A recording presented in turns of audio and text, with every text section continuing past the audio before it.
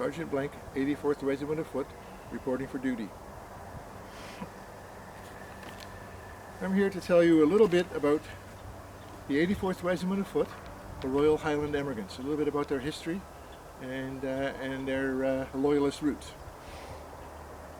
The regiment was raised in North America in 1775 to fight against the American rebels. It was raised by a British Army officer called Lieutenant Colonel Alan Maclean. Maclean was a pardoned Jacobite, and after he was pardoned, he joined the British Army as an officer, and he had quite a successful career as an officer in the British Army. He requested and received permission from King George III to raise a corps of men from the veterans who had fought in the 7 Years' War and settled in North America after that war. Many of these men belonged to famous regiments like the 42nd, now known as the Black Watch, Montgomery's Highlanders, Fraser's Highlanders among them. Maclean had known many of these men because he had fought in that war in North America himself. When Maclean came to North America to form his regiment, he found that there were two other Army officers who had the same idea, two other retired officers who had the same idea. Major John Small and Captain Alexander MacDonald. They had plans to form a regiment, a Highland regiment, which they were going to call the Young Highlanders. But since Maclean came with a warrant from the King and he was a senior officer, the commander of British forces in North America, General Gage, decided that there would be only one regiment, and that Small and MacDonald would join Maclean in his regiment. But to appease those two guys a little bit, he said that there would be two battalions. The regiment would be formed in two battalions, and that those two battalions could operate independently. So initially raised as what we call a provincial regiment, the Royal Highland Emigrants had two battalions, as I mentioned, and each battalion was to have 10 companies. Maclean was to have overall command of the regiment, and he also commanded the 1st Battalion, whereas the 2nd Battalion was commanded by John Small. I'm wearing the uniform of the 1st Battalion, a sergeant in the 1st Battalion of the 84th Regiment of Foot. The difference between the 1st Battalion and the 2nd Battalion were only visible in the lacings. The lacings on my coat are evenly spaced, and the lacings on the 2nd Battalion coats are in groups of 2, so 2 close together, a large space, and 2 more close together. That's the only difference, the way you could tell the difference.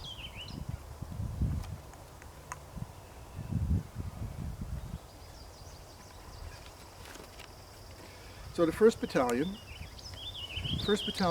was headquartered in Montreal, and they participated in a number of different raids into the Mohawk Valley and in the upstate New York area, as well as into Vermont. And they also garrisoned the border forts and did various garrison duty in Upper Canada. 2nd Battalion was headquartered in Halifax, and their main area of operation, they were actually a little bit busier than the 1st Battalion was. Their main area of operation was in the southern United States.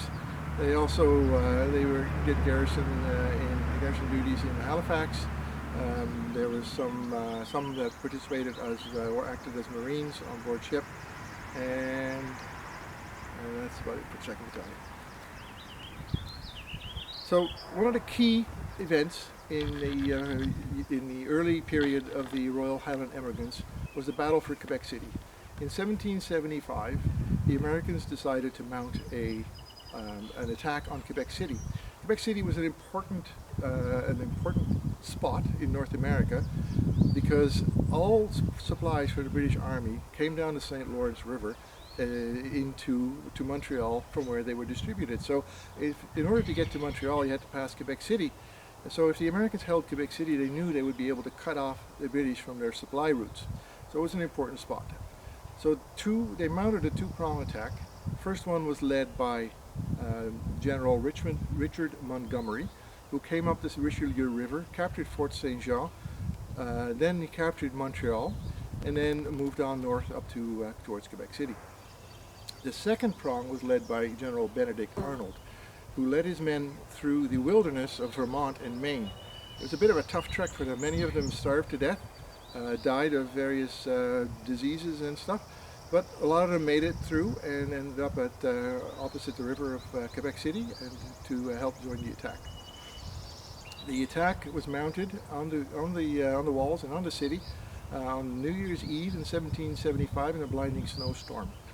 The overall command of the city was held by Alan McLean, our commanding officer, and the Royal Highland Emigrants played a key role in repulsing the American attack on that evening. General Montgomery was killed in the attack, and General Benedict Arnold was severely wounded. The Americans, after they failed to take the city on New Year's Eve, laid siege, and they besieged the city for the rest of the winter.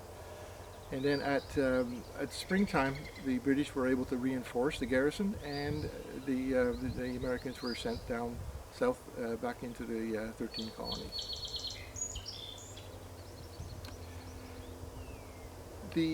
So at this point, the Royal Highland Emigrants were still a provincial regiment, but being a provincial regiment, it was not what McLean and his officers had in mind. They lobbied very hard to have the 84th put on the regular establishment of the British Army. And in 1779 they succeeded. The regiment was named the 84th Regiment of Foot, and the still called the Royal Highland Emigrants. And the reason that this was important is because officers of a regular regiment, when the regiment was disbanded or when they retired, were given half pay, whereas officers of a provincial regiment, they just expected to go back to their regular civilian duties, and they didn't receive any pension of any kind. So it was a key point in the regiment's history to be called on the regular establishment of the British Army. So there's quite a few interesting things about the 84th. One is that it was the first regular regiment ever raised in Canada. It was the first Highland regiment ever raised outside of Scotland. And it also, the 84th, the 1st Battalion, had a French company, which had many French-speaking soldiers, and it was captained by a French-Canadian officer named François d'Ambourgé. Another quite interesting thing about the 84th is that the 2nd Battalion had an officer named Alan MacDonald who was married to Flora MacDonald. And Flora MacDonald is quite famous in Scotland even now for having rescued Prince Charlie, British Prince Charlie, after the Battle of Culloden, and helped to spirit him away to the Isle of Skye to safety. So Flora and Alan lived in North Carolina, where they recruited for the King and for the 84th Regiment, for the Royal Highland Emigrants at the time. And Alan had gathered a group of recruits which he was taking north to join the regiment when they were ambushed at a place called Moores Creek in North Carolina. It's quite a battle. Alan was captured along with many of his recruits. A number of recruits were killed, and Alan was put in prison for a while. Flora MacDonald escaped back up to, she went up to Halifax and lived in Halifax until 1779, at which point she returned back to Scotland.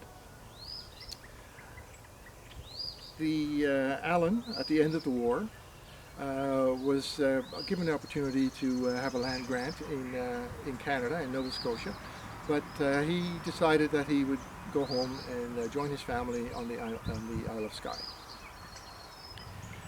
In terms of at the end of the American Revolution in 1783, the 84th was disbanded, and the men of the two battalions were given land grants in different areas. The 1st Battalion men were given land grants in Upper Canada, mostly along the St. Lawrence River, and the 2nd Battalion men were offered land grants in the rural area of what is now called Nova Scotia. Thank you.